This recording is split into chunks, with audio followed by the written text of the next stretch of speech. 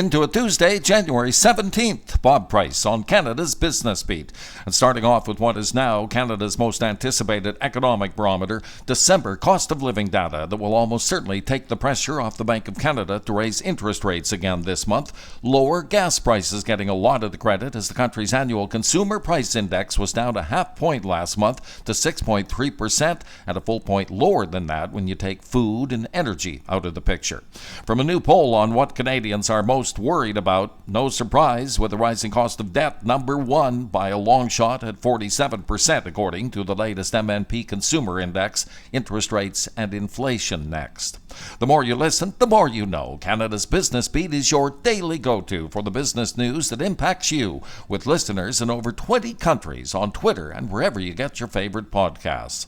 Simmering anger heating up related to Canfor's decision to permanently end pulp production at the company's Prince George Pulp and Paper Mill. A massive crowd expected for a community rally at the city's Canada Games Plaza tonight to protest the loss of 300 jobs. Canfor planning to end its pulp line in PG at the end of March.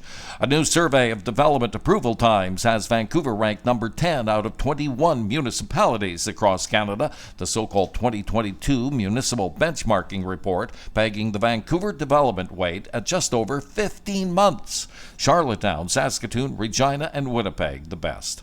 Another crystal ball on the housing market has the Canadian Real Estate Association anticipating home prices to fall more than sales this year. CREA predicting the while closings will likely decline less than 1%, prices are expected to fall by a further 6% in 2023. And in the midst of a profit-sharing spat with the government of Panama, Vancouver-based First Quantum Minerals is advising investors that while the company's copper and gold production were both down in 2022 by 5% and 8%, they anticipate little change in that output for this year. And that will do it for Tuesday. Thank you for listening. Bob Price on Canada's Business Beat.